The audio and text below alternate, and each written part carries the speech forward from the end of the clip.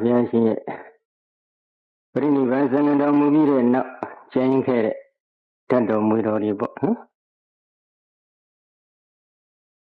ရွှေတော်ရွှေခဲလို့တတ်တော်များကတလုံးတစ်ခဲကြီးကျင်းခဲ့ပါတယ်စီရီတော်ကြီးတဆူတဲထားထိုစီရီတော်ကြီးကိုဘိက္ခုနီမတွေဒီနေ့သွားဖုံးမြော်ကြောကြဖုံးမြော်ကြောရင်ယဟန္တာထေရီမာကြီးတစ်ပါးကအရှိကနေမတော်တဆချီဆက်မိတဲ့အတွက်ပါဇက်ထက်ကနေတလိချွဲကနေအပြင်ကျသွားတယ်။ဇီရင်ပြင်ပေါ်ကိုတလိချွဲကနေကျသွားတာကိုဒီယဟန္တာထေရီမာကြီးကလည်းမသိလိုက်ပါဘူး။မသိတဲ့အတွက်ဇီတော်ကိုလှည့်လည်ပြီးဖုံးမြော်ကြောကြတယ်။အမ္ဘပါဠိရဲ့အလောင်းလျာဖြစ်တဲ့ဘိက္ခုနီမာလေးကနောက်ကလိုက်လာတော့ဘာပြောလဲ။ဘယ်ပြည်ဇာမကဒီနေရာမှာလာပြီးတော့ချွဲကနေတတွေးတွေထွေးသွားရတယ်လေဘာလို့လိုက်တာလဲပကြီးကကြက်တစ်ချက်ရေးဆွလိုက်တာပဲဒီတော့တကယ်တမ်းတလိပ်တွေမတော်တဆကြတော့တဲ့ဘိက္ခုနီမကြီးကသူပြောတဲ့အတိုင်းပြည်ဇာမဖြစ်သလားမဖြစ်ဘူးသူသာဖြစ်သွားတယ်ဘယ်လိုဖြစ်လဲအဲ့ဒီဘဝကနေနေပေါင်းလောင်းနေချီပြီးသူဖြစ်ကျင်တဲ့သီလဓမ္မတွေပညာဂုဏ်ကျေးဇူးတွေကသူ့ကိုကဲတင်နိုင်တဲ့စွမ်းအားမရှိဘူးဒီဘိက္ခုနီမကြီးကိုပြမခဲ့တဲ့ဝစီဗေဒကံကငရဲကိုရောက်အောင်သူ့ပို့ဆောင်ပေးလိုက်တယ်ဒီကဏိကလာနော်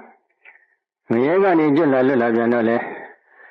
နောက်ဆုံးခုအမ္ဘပါဠိယဟန္တာထေရီမဖြစ်တဲ့ဘဝအဋ္ဌိဘဝပေါင်း200ကျော်ဇက်တိုက်ပြည်ဇာမပဲဖြစ်ရတယ်စဉ်းစားကြည့်တယ်ပြောလိုက်တာကစကားတခွန်းမယ်နော်ဒီစကားတခွန်းပြောတဲ့အချိန်ကမှဒီလောက်တော့ဘာကြောင့်အကျိုးပေးရတယ်လဲမင်းညာကပြောဖို့နည်းနည်းလေးမေ့သွားအဲ့ဒီလိုသူတို့ဘာကိုပက်ပက်ဆက်ဆက်ပြောဖို့ရန်ကြံစီစိတ်ကူးတယ်ပြောဆိုနေတယ်ပြောဆိုပြီးတဲ့အခါပြန်သတိရတယ်အဲ့ဒီအချိန်ကမှအကုသိုလ်စိတ်စေတနာတွေများစွာဖြစ်တယ်မျက်စိတို့လျားတွေရဲ့အတွင်းမှာ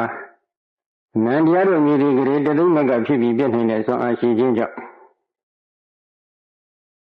သူတော်ဘာကိုရရဆက်ဆက်ပက်ပက်ဆက်ဆက်ပြောလို့တဲ့အကုသိုလ်ဒေါသပြဋ္ဌာန်းနေတဲ့အကုသိုလ်ဇောစိတ်အစဉ်ဒီဟာလည်းဝိတိပေါင်းများစွာဖြစ်နိုင်တယ်။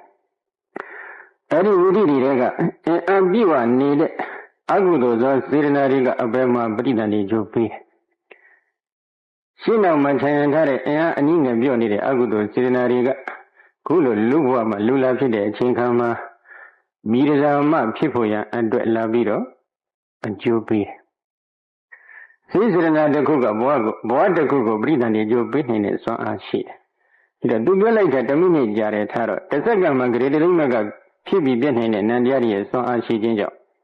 10မိနစ်လောက်အတွင်းမှာအကုသိုလ်ဇောစိတ်စေတနာတွေဒီဘယ်လောက်ဖြစ်သွားမလဲ။မရင်မတွက်နိုင်အောင်များလိမ့်နော်။အကယ်၍9မိနစ်လောက်မှရန်ဖြစ်နေကြမယ်ဆိုရင်ဘယ်နဲ့နေကြဟမ်စဉ်းစားကြည့်လိုက်။ကြောက်ဖို့မကောင်းဘူးလား။သိကြဖို့ကောင်းတယ်ဒါယောက်ျားတွေပဲဖြစ်ဖြစ်အမျိုးသမီးပဲဖြစ်ဖြစ်ပေါ့တူနဲ့တူမကျေနပ်လို့ရံဝဲစပြီဆိုလို့ရှိရင်တော့ပါဇက်ထဲရှိတာတွေအကုန်သုံးချလိုက်တာပဲဟုတ်တယ်မဟုတ်လားဟုတ်သည်ဖြစ်စေမဟုတ်သည်ဖြစ်စေပဲဒီတော့ဥစဉ်တို့စိတ်ဓာတ်တွေကိုမိမိတို့ကမကောင်းတဲ့အကျိုးတရားတွေကို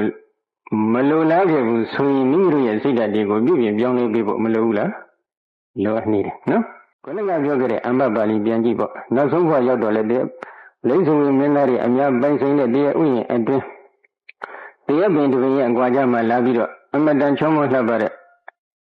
ဩပပါတိကပရိသန္တိအဖြစ်နဲ့ပေါ့လေအမျိုးသမီးလေးဒုလာဖြစ်ရတယ်လိမ့်စုံမင်းသားအလုံးပိုင်ဆိုင်တဲ့တရားဥယျာဉ်အတွင်းမှာဖြစ်ပေါ်လာရတဲ့အတွက်ကြောင့်လိမ့်စုံမင်းသားအလုံးကဝိုင်းလူကြတယ်နောက်ဆုံးတော့တရားသူကြီးတွေကလည်းဆုံးဖြတ်ချက်မချနိုင်တဲ့အတွက်ဘုံစိန်အဖြစ်နဲ့ခွင့်ပြုလိုက်ရတယ်ပြည်ဇာမဘဝရောက်ရှိသွားပြန်တယ်ပြည်ဇာဘဝမှာလိမ့်စုံမင်းသားတွေကိုအသုံးတော်ခံရကနေနောက်ဆုံးတော့အိုမိမဆွမ်းဖြစ်လာတဲ့အခါဘယ်သူမှအနမ်းမကတ်တော့အဲ့ဒီခါကျတော့မှတန်ဝေကရပြီးတော့သာသနာ့ဘောင်ဝင်ရောက်ပြီးရှင်ပြုလာတယ်နော်ယဟန္တာထေရီမှာဖြစ်သွားပါတယ်စိတ်ဓာတ်ကိုဖြူစင်တန်ရှင်းအောင်ပြုလုပ်နိုင်ခဲ့တဲ့အတွက်ဘာဖြစ်လဲစင်ကြယ်တန်ရှင်းသွားတယ်ဒါပေမဲ့တချို့ကစိတ်ဓာတ်ကိုညှဉ်းနှွမ်းစေခဲ့တဲ့အတွက်ကြောင့်လည်းဘာဖြစ်လဲညှဉ်းနှွမ်းရပြန်တယ်သံဃာကြီးမှာဆင်းရဲကြနော်ဒါကြောင့် မိမိတို့ရဲ့စိတ်ဓာတ်ကလေးတွေကိုဖြူစင်တန်ရှင်းသောအောင်မိမိတို့ပြုပြင်ပြောင်းလဲပေးဖို့မလိုဘူးလားလိုအပ်တယ်စိတ်ထဲမှာရှိတာတွေကိုသူတစ်ဖက်သားအကြောင်းတွေကိုအကုန်ထုတ်ပြောနေဖို့လိုသေးလားမလိုပါဘူးလက်နှလုံးသားရှိတဲ့ပါးစပ်ကိုဘာလုပ်ရမလဲလုံးဝစွာပိတ်ဆို့ထားဖို့လိုအပ်ပါတယ်နော်ခုလိုအများနဲ့စုပေါင်းနေထိုင်တဲ့အချိန်ခါမျိုးမှာပို့ပြီးတော့အရေးကြီးတယ်တူနဲ့တူစိတ်ကလေးချမ်းသာတော့ကာယကမေတ္တာနဲ့စကားပြောတတ်ဖို့လိုတယ်ဝစီကမေတ္တာလေးနဲ့စကားပြောတတ်ဖို့လိုတယ်မနောကမေတ္တာဓာတ်အပြည့်အဝဖြင့်စကားပြောဆိုတတ်ဖို့မလိုဘူးလားလိုအပ်တယ်